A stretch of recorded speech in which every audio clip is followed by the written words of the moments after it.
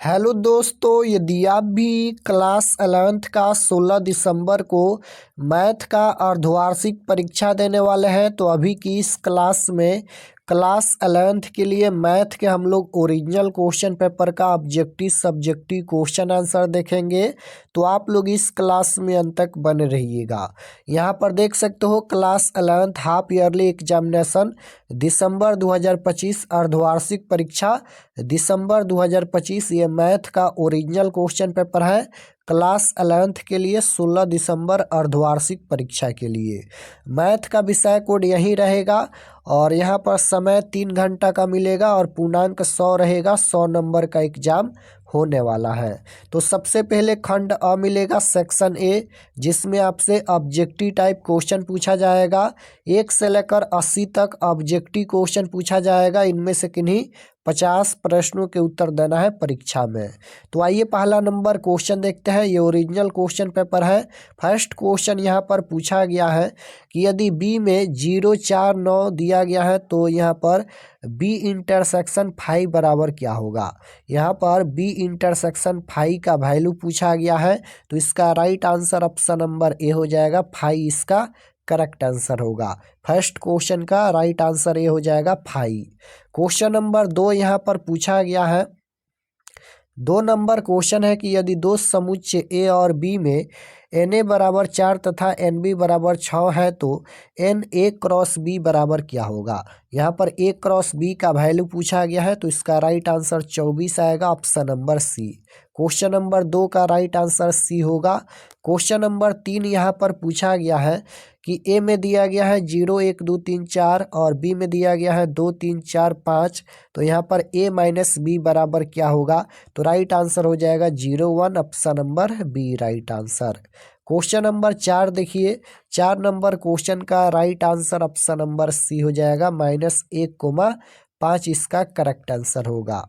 Question number 5 यहाँ पर पूछा गया है कि यदि ए बराबर इतना दिया गया है तो ए बराबर क्या होगा। राइट आंसर 5 नंबर का ऑप्शन नंबर ए हो जाएगा। 3, -3।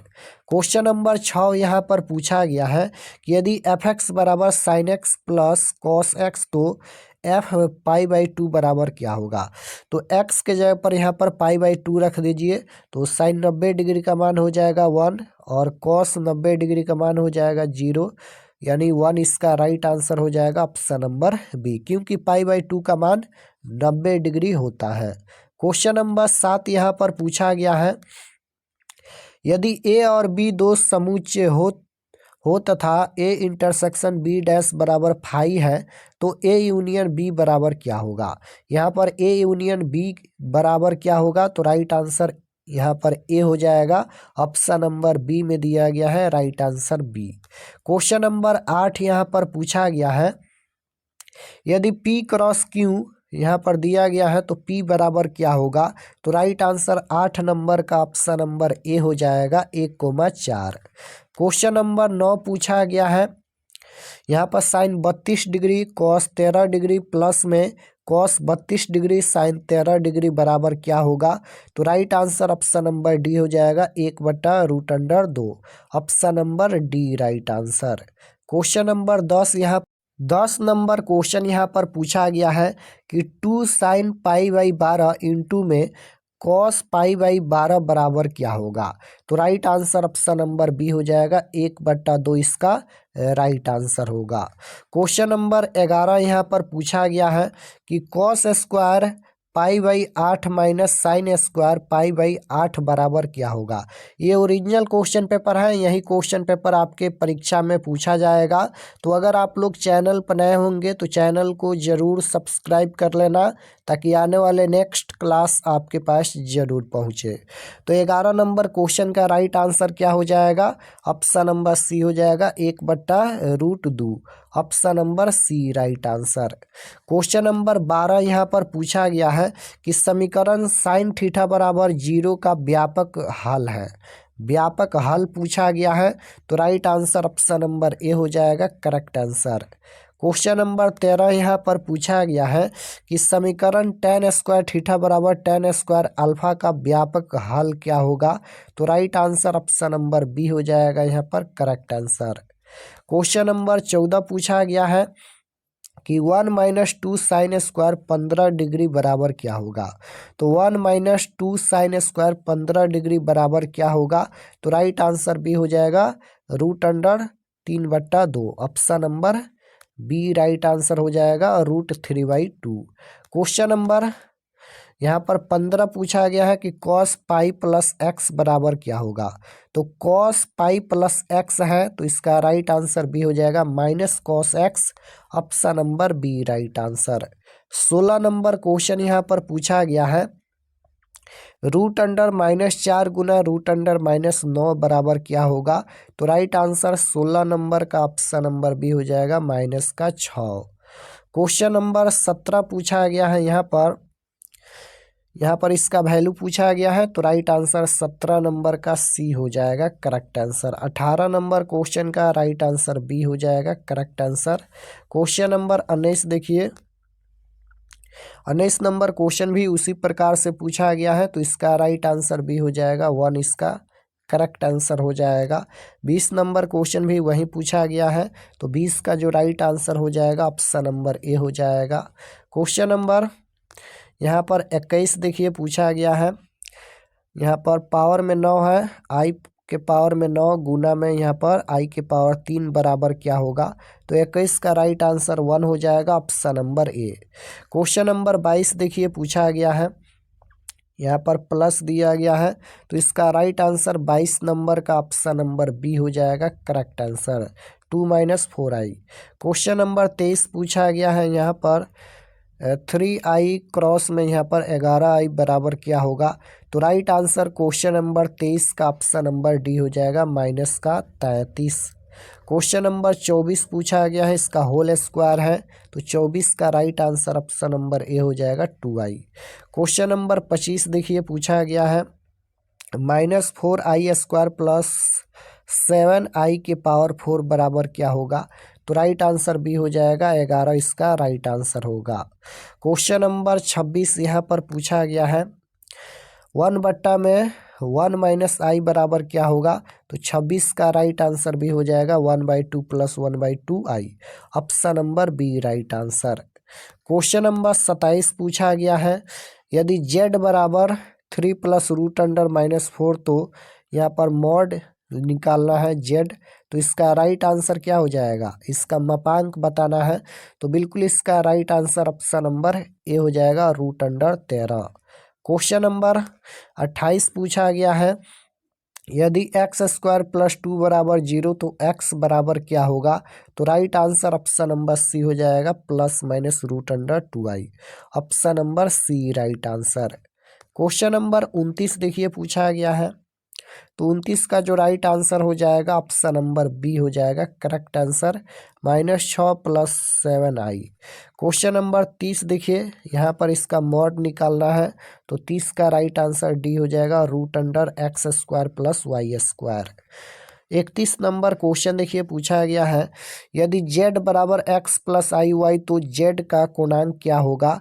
तो 31 का right answer option number A हो जाएगा tan 1 y/x। क्वेश्चन नंबर 32 पूछा गया है कि सम्मिश्र संख्या 3 + 4i का गुणात्मक विलोम है। तो राइट आंसर 32 नंबर का ऑप्शन नंबर बी हो जाएगा करेक्ट आंसर। क्वेश्चन नंबर 33 देखिए पूछा गया है यदि mod z बराबर 1 तो 1 + z/1 + z बराबर क्या होगा। तो राइट आंसर 33 नंबर का ए हो जाएगा z। क्वेश्चन नंबर 34 पूछा गया है यहाँ पर निम्नलिखित में कौन कथन सही है।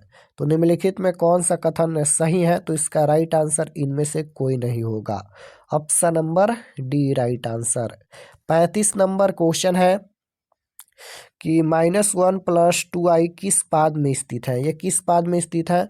तो प्रथम पाद में क्या होता है प्लस कोमा प्लस होता है, द्वितीय में माइनस कोमा प्लस होता है, तृतीय में क्या होता है माइनस कोमा माइनस, चतुर्थ में प्लस कोमा माइनस होता है। तो माइनस प्लस है, माइनस कोमा प्लस है तो माइनस प्लस किस में होता है द्वितीय में होता है। तो यहाँ पर ये द्वितीय पाद में स्थित है राइट आंसर बी हो जाएगा। क्वेश्चन नंबर 36 पूछा गया है यहाँ पर z बराबर 1 + i का कोणांक क्या होगा। तो राइट आंसर 36 नंबर का ऑप्शन नंबर डी हो जाएगा, π/4 इसका राइट आंसर होगा। क्वेश्चन नंबर 37 देखिए, यदि x जो है वह 7 से छोटा है तो निम्नलिखित में कौन सही है? निम्नलिखित में कौन सही है? तो right answer option number C हो जाएगा। क्वेश्चन नंबर 38 पूछा गया है, यदि -3x + 20 छोटा है -13 से, तो इसका राइट आंसर हो जाएगा option number A correct answer. Question number 39 पूछा गया है, यदि x एक वास्तविक संख्या है तथा मॉड x छोटा है 5 से, तो निम्नलिखित में कौन सही है? तो right answer option number B हो जाएगा करेक्ट आंसर। क्वेश्चन नंबर 40 देखिए पूछा गया है, 40 का right answer option number B हो जाएगा यहाँ पर।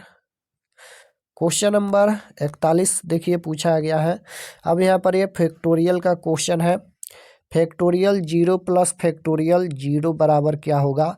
तो 41 नंबर क्वेश्चन का right answer option number C हो जाएगा, यहाँ पर 2 हो जाएगा, इसका मान 1 + इसका मान 1 यानी 2 इसका करेक्ट आंसर होगा। 42 नंबर क्वेश्चन पूछा गया है, यहाँ पर फैक्टोरियल 12 और बट्टा में फैक्टोरियल 11 है, तो इसका राइट आंसर क्या हो जाएगा? क्वेश्चन नंबर 42 का राइट आंसर 12 होगा, option number B. Question number 43 देखिए, फैक्टोरियल 6 - फैक्टोरियल 1 बराबर क्या होगा? तो राइट आंसर सी हो जाएगा, 719 इसका राइट आंसर होगा। क्वेश्चन नंबर 44 है, यदि n एक धनात्मक पूर्णांक है तो फैक्टोरियल n बराबर क्या होगा? यदि n एक धनात्मक पूर्णांक है तो फैक्टोरियल n बराबर क्या होगा? तो राइट आंसर 44 नंबर का बी हो जाएगा, n factorial n - 1, option number B right answer. 45 number question देखिएगा पूछा गया है, फैक्टोरियल यहाँ पर PR बराबर क्या होगा? तो राइट आंसर 45 नंबर का option number D correct answer हो जाएगा, factorial n - r।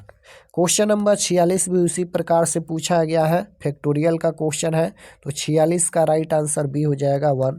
47 number question भी वही पूछा गया है, तो 47 का राइट आंसर 26 हो जाएगा।